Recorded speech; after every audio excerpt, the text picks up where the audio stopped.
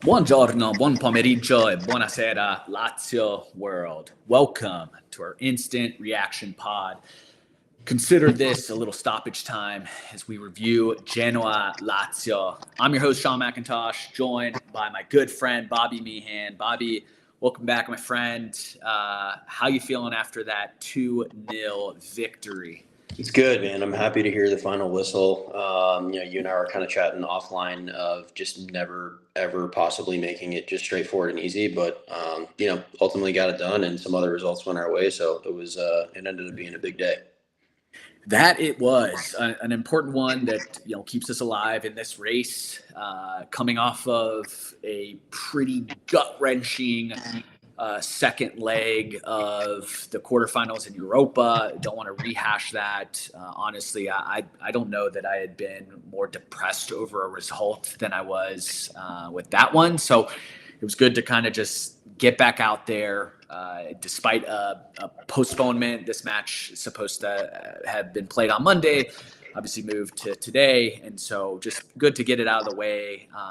But let's jump right into this. I know we don't want to spend too much time on this result, but we saw a couple interesting lineup changes here. Isaacson out today, I believe suspension. So you saw Lazzari in that right back role, which isn't ultimately shocking, but what was the insertion of Marusic also on that right side in place of Isaacson. Pellegrini on that left.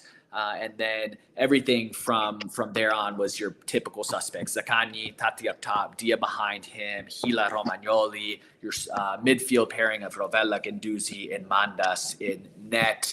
This one started with, honestly, a little bit of a shaky start from Lazio. Guendouzi on the ball, slips, causes a turnover, forces Mandas to make a big save, really putting Gila in a problematic 2v1. So early, Mandas tested, obviously steps up, big save there. And then 22nd minute is when the match really changes. Genoa red card, Zaccagni clear on, pulled down, no disputing that one. Man advantage. 10 minutes later, it's Tati Castellanos with the superb, a little bit of a half scissor volley, as I described it. Loves the dramatic, loves the flair, puts Lazio up 1-0. And then couple chances coming out of the break. Rovella really wide, has a chance, clear on net. A really nice ball from Pellegrini across the middle, and he misses the target. But 65th minute, Dia makes no mistake from a Rovella pass, slots it in for a 2-0 lead. Belayan subbed on in the 68th minute, only to see himself sent off with a straight red. We'll talk a little bit about that. Bit harsh as far as I'm concerned, but Lazio sees their way to a 2-0 victory. Give me your 3 words or less to describe this one, Bobby. May 11th inbound. Give me some details. It. Yeah, that's it for me, man. It's just like, this was one that was just like, it wasn't pretty. It wasn't ever, for me, I felt like, as soon as the red happened and beyond that first chance, I didn't ever really feel like we were under any sort of duress whatsoever throughout the entirety. You and I are kind of, chatting about it. Like, Tati loves the dramatic. He hates the simple. So like, maybe let's just put him in like the most difficult positions possible for the remaining games this year, and we'll bang a bunch of goals in. I thought that as soon as that red card happened, I felt pretty confident that it was going to end up being through there. And then Grazia Parmo, just unbelievable result for where it's going to. Now we got to make sure that we take advantage of it. Obviously, much easier said than done with the way that some of the results have gone this year. But yeah, that game versus Juve to close out the year is, I think that that very well could be the game for 4th place. Yeah, it very well could. For those that, again, were reporting immediately after the Lazio-Genoa match, but kind of coincided with the end of the Parma-Juve. Parma with a big 1-0 victory over Juventus, which now sees both sides level in the table with 59 points. both tied for that 5th spot. Juve with the current advantage in the tie-breaking scenario, making that May 11th matchup all the more important for Lazio, could very well be the match that sees either side in Champions League. But we do have Bologna ahead of us still in 4th at 60 points. Their big result over Inter not helping us this weekend. So we do need Bologna to slip, but all to play for. And so my 3 words or less for this, simple 2 words, job done. Wasn't sexy, wasn't dramatic. Ultimately, just kind of like a nice 2-0 victory, easy, job done, move on to this weekend and stay alive in this race for Champions League, which, we haven't had a ton of matches that we can kind of just like, hey, it was kind of a normal match. Nothing crazy happened. I mean, aside from 2 reds, but important one for us and important to get a little confidence up. So, So give me, Bobby, your man of the match. Yeah, for me, it's Gila. I mean, I've been pretty consistent in the however many years it's been that I've been coming on the pod that I think that that's by far like my favorite player thus far. I think particularly if you look at the way that, immediately after the red card, for us to make it 10-10, I guess whatever it was, like 12 or 15 minutes left, immediately your heart kind of drops and it's like, well, we thought this was game over, but, there's a handful of really big interceptions, a handful of really big challenges. Just kind of made sure he was a monster for me today. I think that obviously you could give a nod to Tati, you could give a nod to Ravella the way that they both played, but I'm always going to lean towards the defender if I get the opportunity.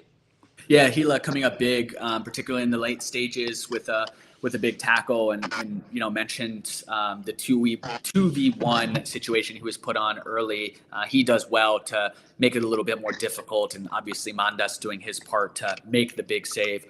For me, my man of the match is actually Pellegrini. I thought Pellegrini, another fantastic match. We talked about him just stepping up with everything that's happened to him this season, being out of the squad, being reinserted, and he's come up big in now, a couple matches in a row. And this is when he walks out of it with a big assist, beautiful ball to Tati. Obviously, Tati, does his part to finish a wonder goal.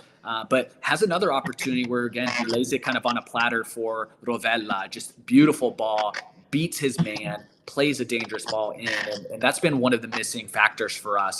Like once Tavares went out, we were really missing a playmaker, somebody that was playing the ball into dangerous situations. So I loved what I saw from him today. If we can have that level of consistency, particularly with the inconsistency in Tavares being able to play, it's going to be huge for us. So Pellegrini, for me, my man of the match. Yep, love it. What about I want to hear you first because I actually struggled to find a Bidone. I think this was one of those matches where, I think early on when I was looking at it, it's like, okay, maybe Dia. For me, it would have been Guendouzi just because of the way that he played in the first half. A couple bad giveaways, a couple slips or ill-advised passes, but nothing super crazy. I think if you had to give it to anybody, you kind of lean towards Tortorida, but again, we were talking about that too. Like, it's not really his fault. I don't think that was a red card for where it's going to. Yeah. Careless, yes. Clumsy, definitely. Malicious, not even a little bit. I disagree with that red card so much because you saw it was just absolutely no ill intent. Everything's going to look worse in slow motion too when you go to VAR, and I didn't even think it looked that bad in slow motion.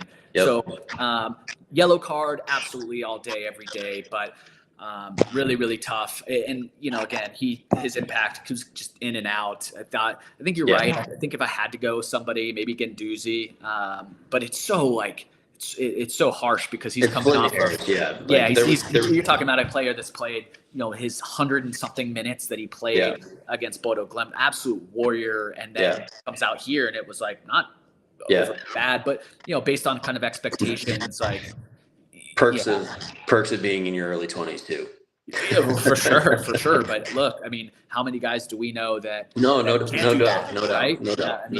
It's definitely an attribute that he has. Like having that engine, it's the same engine that Rovella has, but that's what makes those two absolute studs. Like they can go a full 90 plus and you don't really see a drop off. So I think I'm with you. If I had to, I would probably give it to Guendouzi. Again, I understand the Belayan claims, but kind of hard, like, in and out. Like, it wasn't one of those where I thought he was overly like stupid, idiotic. Like, but it's a testament to the way the team came out today. It's just everybody, honestly, even when you think about Lazzari and that right pairing of Marusic, like that's something we've never seen before, and not that either like was particularly great, but they weren't bad. What do you want to see? I know you and I haven't had a chance to kind of catch up in this discussion of Baroni and Lazio down the stretch. Like, because here's our run of games. I kind of went through where we were at in the table. Now, we see ourselves playing that very Parma that just clipped Juve. This match is scheduled for Monday. And then we see Empoli, 2 matches that on paper, we know Lazio likes to make things difficult on paper, should see us go into this Juve match with a little bit of some sort of wind at our sails. Like, what do you want to see down this stretch for you to feel good about the project, Baroni, and the team? I mean, as a whole for the project, like I would have, if you would have offered me the opportunity of like in with a shout with 5 games left to go to get Champions League in Baroni's first season, like I would have bit your hand off at the beginning of the year. So for me, he's in a great spot. The biggest thing for me is just consistency and more of the same, like the defensive structure that we saw for today, the ability to be able to bounce back when things didn't go your way. That's all I really want to see. And I mean, the other thing too is that knowing that, Bologna and Juve still have to play each other. Bologna also is playing Milan. So it's not like they have an easy stretch where it's going to. And I genuinely think that it's all to play for in our side. Obviously for us, we've got Juve and we've got Inter left. But like, it's just going to be an exciting last couple games of the season. But for me, ultimately, I want to see consistency at the back. And just for the love of God, whenever we are generating decent enough chances that you think just have to get buried, just put him in the back of the net. Like, don't be too cute. Don't overthink it. Like, just be consistent. That's all I'm hoping for. Well, unfortunately for us, the Scudetto race is still in play, and we're certainly hoping that wouldn't be the case by the time we face Inter. But look, I think we talked about Totti.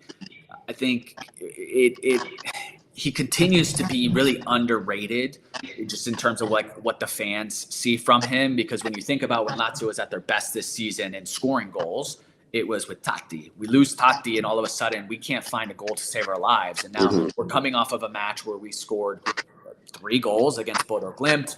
Now today, another 2-goal performance, him bagging a goal in both of these games, both really flashy goals. But it's the work that he does off the ball. It's the fight. It's, he is a little bit more clinical than maybe some of the other options that we have. I'm seeing, us return to a little bit more of what we saw pre-injury, which bodes well for our chances because it's a clean sheet today. It was a really great defensive performance against Bodo, at least in the first 90 minutes. And against Roma, it was another really, really good defensive performance. It took a wonder goal from Soler to break us down. So, if I'm looking at some of the positivity now going late into this stretch, is we got a couple matches, like got to come out of these with the 3 points, got to be Empoli, got to be Parma. But the attack maybe a little bit coming into form, and then defensively, like we're looking, Gila had a stretch where he didn't look like Gila. Now he's having these matches. So on a scale of 1 to 10, where 1 being Lazio has no chance, they're not finishing in Champions League spot, to 10, how confident are you? I don't know. It might just be recency bias, but I'm just at like probably a 7.5, to be honest, if not an 8. Just because I do think that, if you look at the game against Inter, obviously the first time around, obviously it's a way different situation in Milan, but we were much better than the score indicated for the first 60 minutes of that game. Like really till that first goal went in, like I thought that we were actually the better side. So I feel very much confident in going into that. I also just looking at the road left for Juve and the road left for Bologna, like I feel pretty confident in being able to do it. If again, Romagnoli continues to play really well at the back with Gila, we are again, if we're able to just be clinical, that's the biggest thing for me is don't overcomplicate things. If we get an opportunity to bury them, like I don't see a reason why we shouldn't. So yeah, I'm at like a 7.5 or an 8. How about you? I would say a 7. I feel better about how we're starting to look. Again, Tati's back. Yeah. Starting to see the attack. We're starting particularly just the fact that it's clicking at the right time. Like it'd be different if we were I actually kind of prefer in this route in terms of like being able to chase, because there was no pressure on us throughout the entirety. In my opinion, there shouldn't have been any sort of pressure on us this season because no one expected us to be anywhere close to where we are right now. Whereas Juve was expected to take the next step up.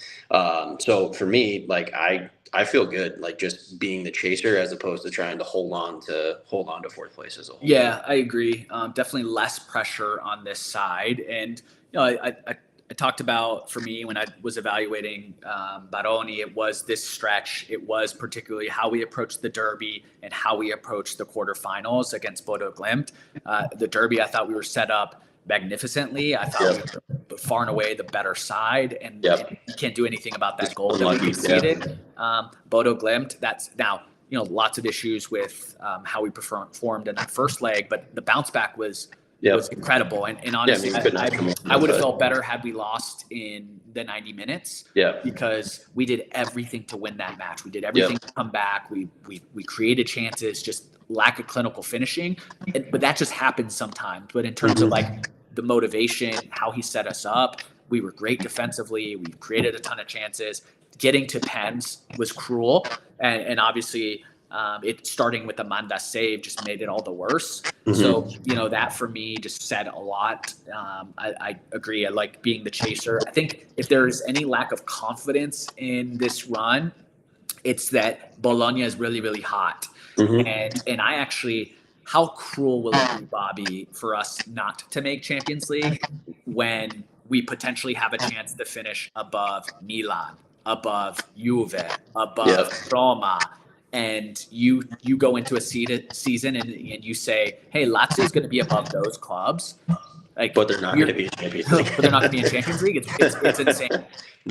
So, it would be really, really disappointing. But, as you kind of started it, just if you would have said the beginning of the season, would we take this? I think we would have all taken it, definitely exceeding expectations. Now, expectations do change when you get into a season. So, I think all to play for, which is unexpected. So, well, appreciate you jumping on. I promised we would keep this one short, a big one, whether it's a cruel, depressing loss at Stadio Olimpico in the quarterfinals to an important 2-0 victory against Genoa, sempre forza Lazio.